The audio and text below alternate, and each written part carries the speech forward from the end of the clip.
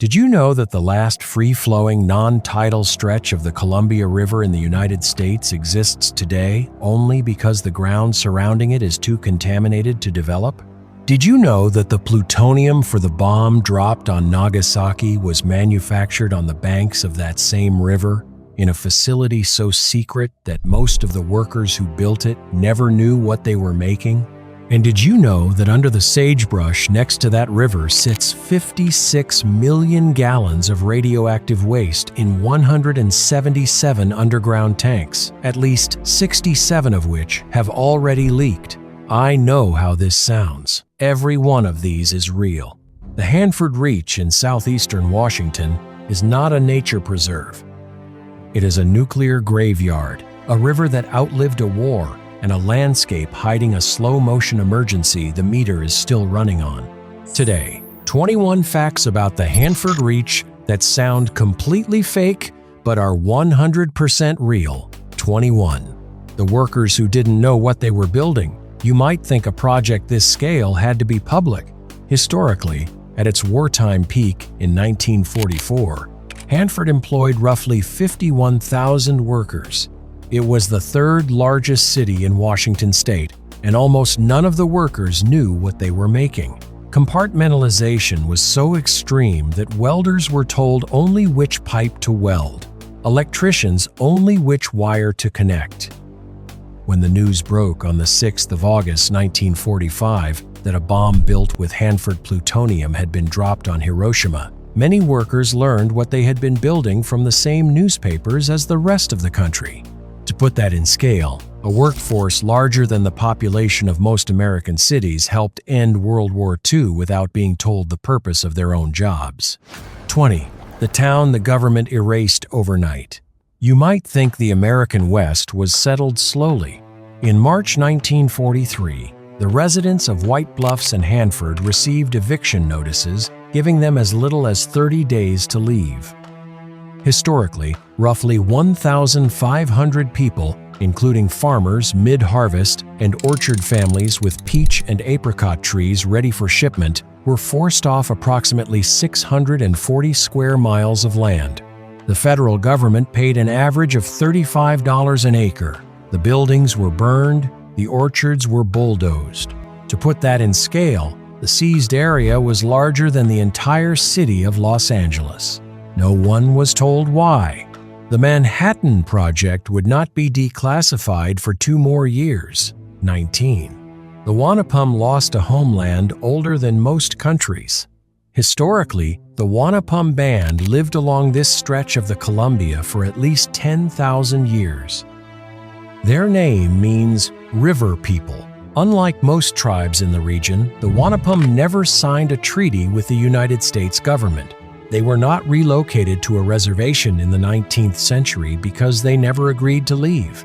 Then, in 1943, they were removed anyway. Their fishing sites, their burial grounds, and the village of Pana, at the base of Priest Rapids, were seized without compensation.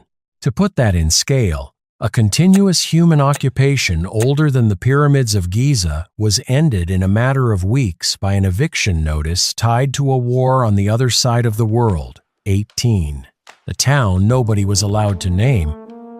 Historically, in 1943, the federal government built a new town from scratch to house Hanford workers. It was called Richland. Neither Richland nor the adjacent construction camp appeared on public maps.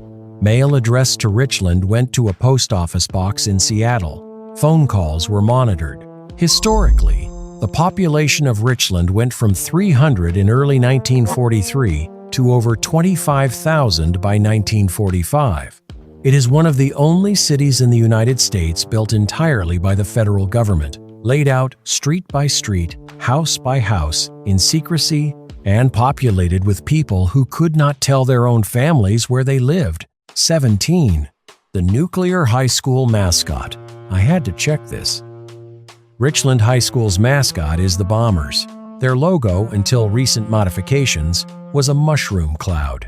Historically, the school adopted the name in the 1940s to honor the community's contribution to the war effort.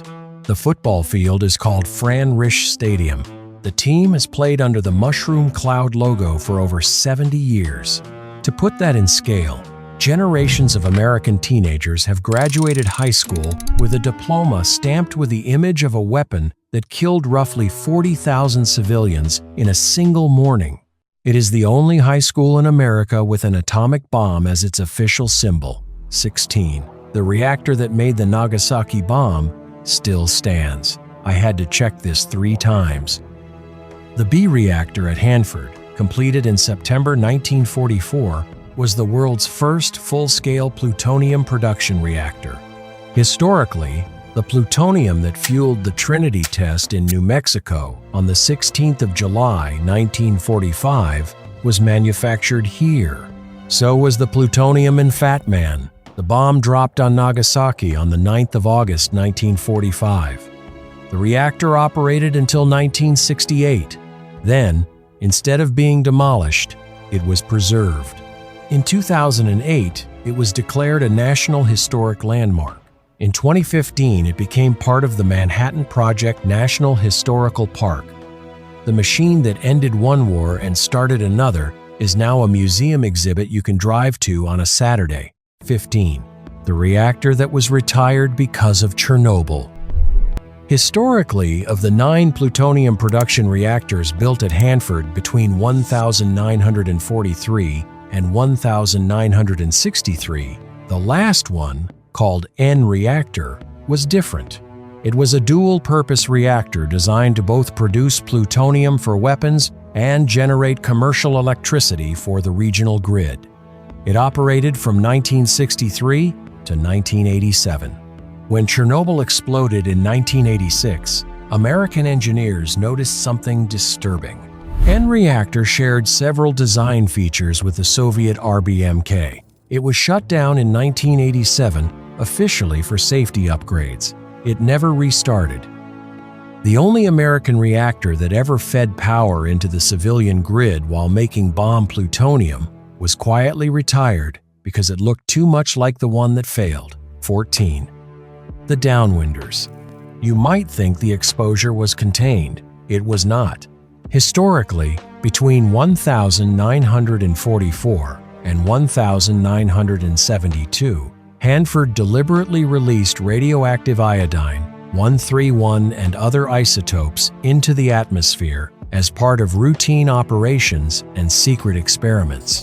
The largest single deliberate release, the Green Run of December 1949, released an estimated 8,000 curies of iodine-131 in a single event. For context, the 3 Mile Island accident in 1979 released between 15 and 24 curies.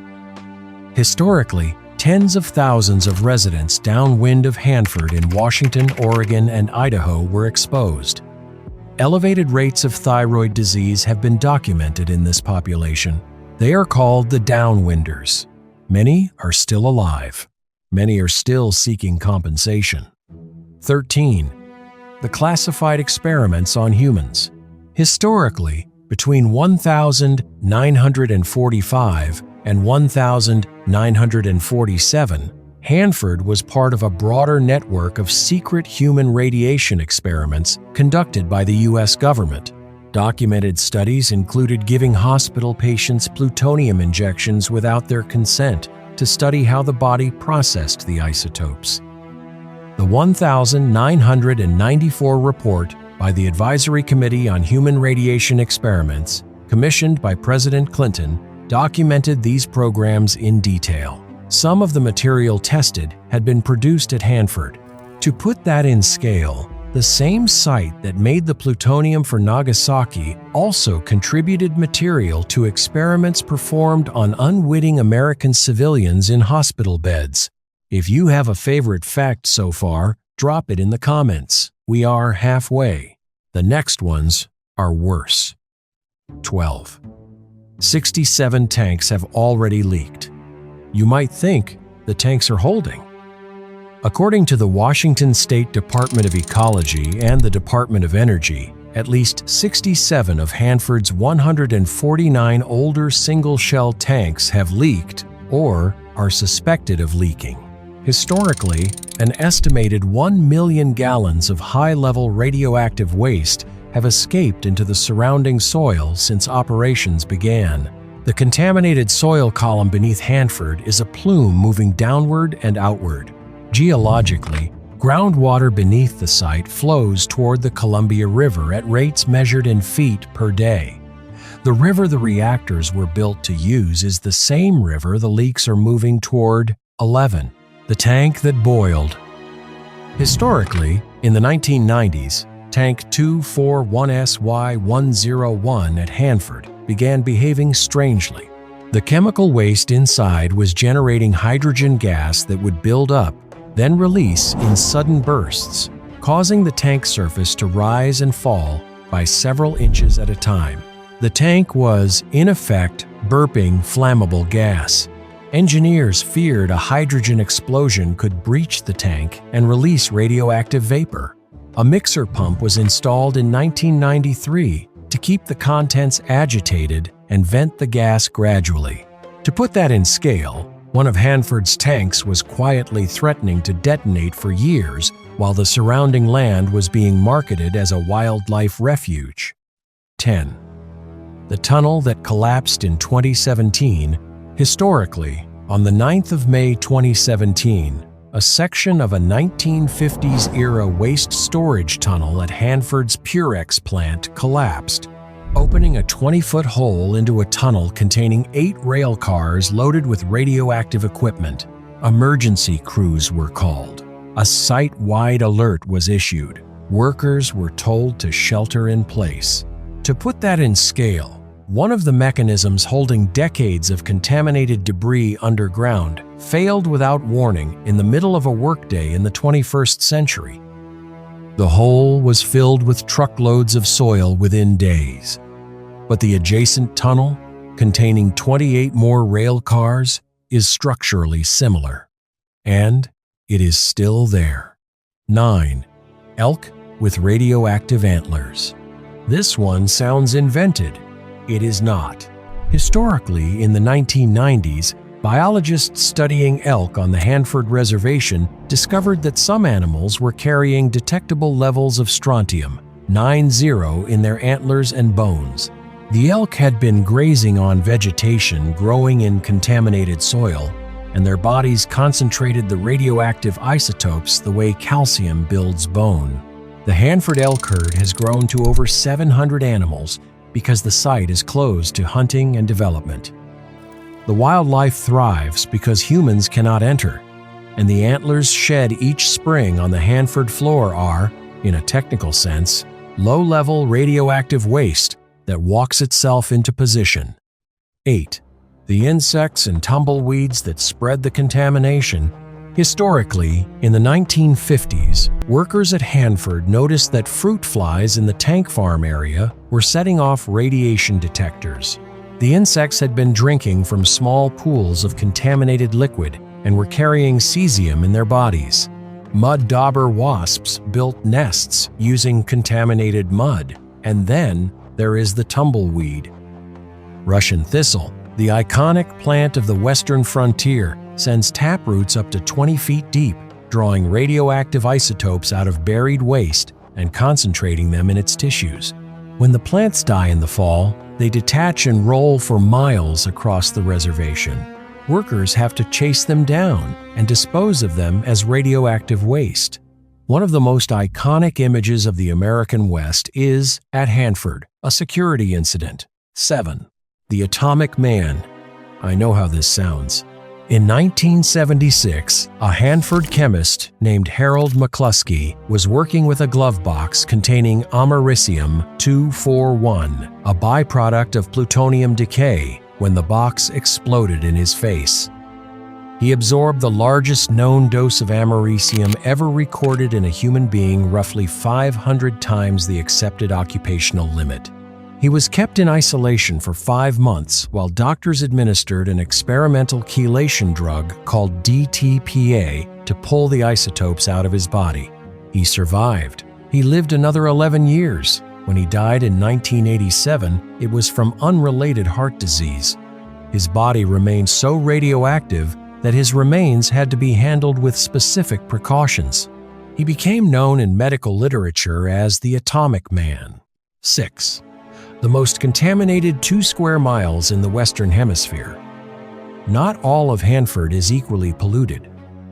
The 200 area, in the middle of the reservation, is where the plutonium was chemically separated from irradiated uranium fuel rods.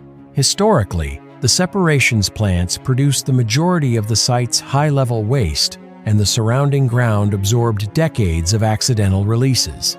The Department of Energy has identified the central plateau of the 200 area as containing the highest concentration of long-lived radioactive contamination in the Western Hemisphere. Cesium-137, strontium-90, technetium-99, and plutonium isotopes, with half-lives measured in tens of thousands of years, all sit in the soil column. To put that in scale, 2 square miles of ground that will be dangerous longer than recorded human history has existed. 5. The plant that has cost $17 billion and produced zero glass. To make the waste safer for storage, the government's plan is to mix it with molten glass in a process called vitrification. Historically, construction of the waste treatment and immobilization plant at Hanford began in 2002. It was supposed to be operational by 2011. As of 2024, according to the Government Accountability Office, the project has cost taxpayers over $17 billion. The current estimated completion cost has climbed above $34 billion, and full operations for the highest level waste are not expected until at least 2033. To put that in scale, the plant is one of the most expensive construction projects in American federal history, and it has not yet vitrified a single gallon of the tank waste it was designed to process. 4. The groundwater plume the size of Manhattan.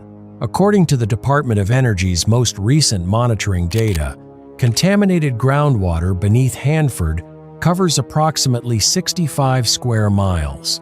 Historically, the plume contains tritium, chromium, technetium-99, iodine-129, uranium, and nitrates. Portions of it are moving toward the Columbia River at measurable rates. Pump-and-treat systems have been operating since the 1990s to intercept contamination before it reaches the water. To put that in scale, the most contaminated groundwater plume in the United States is larger than the entire land area of Manhattan, and it sits directly beneath a national monument advertised for its wildlife. 3. The volcanic floods that shaped this land. Geologically, the Hanford Reach exists on a landscape carved by one of the largest flood events in the geologic record of Earth. Between roughly 18,000 and 15,000 years ago, glacial Lake Missoula in western Montana repeatedly burst through an ice dam, sending walls of water estimated at over 500 feet high across eastern Washington. Historically, geologists call these the Missoula Floods. They stripped the topsoil off 16,000 square miles of Washington state and carved the channeled scablands. To put that in scale, the peak flow was roughly 10 times the combined flow of every river on Earth today. The Manhattan Project engineers chose Hanford in part because the flat, gravelly floodplain the floods left behind was perfect for reactor construction. The bomb was made on the floor of a prehistoric catastrophe. 2. The most expensive cleanup in world history. According to the Department of Energy's most recent life cycle cost estimates, the total cost to clean up Hanford is projected between $300 billion and $640 billion. Historically, cleanup began in 1989 under the Tri-Party Agreement between the DOE, the EPA, and the state of Washington. Completion is not projected until at least 2078, and many experts consider that timeline optimistic.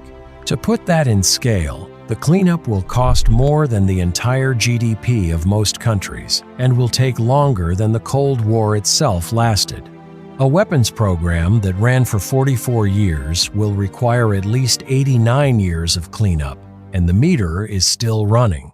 1. The river that outlived the war. We end where we began. Historically, in 1943, the federal government drew a fence around 640 square miles of eastern Washington to build a weapon. Inside that fence, they seized towns, evicted the Wanapum, buried 56 million gallons of radioactive waste, built 9 reactors, released radioactive iodine into the air over 3 states, and produced the plutonium that ended the Second World War and began the nuclear age. And by accident, by the sheer fact of exclusion, they preserved the last wild 51 miles of one of the great rivers of North America. According to the U.S. Fish and Wildlife Service, the Hanford Reach is the only non-tidal, free-flowing section of the Columbia left in the United States. Every other mile of it, all 1,192 of them, is a reservoir, a slackwater pool, or a tidal estuary. The Reach survived only because the federal government needed the cold water flowing past it to cool 9 plutonium production reactors. To put that in scale, the last wild piece of America's 4th largest river by volume is shorter than a marathon and a half. The salmon spawning in its gravel beds today are laying eggs in water that flows within a few hundred yards of 6 mothballed nuclear reactors. The most contaminated site in the Western Hemisphere and one of the most ecologically intact landscapes left in Washington are the same 586 square miles of ground. The fence is still there. The waste is still there. The river is still there. And the cleanup will not be finished in your lifetime, or your children's, or your grandchildren's. It is still happening. Tell me in the comments which of these facts you had never heard before. If you made it this far, subscribe. There is more of this to come.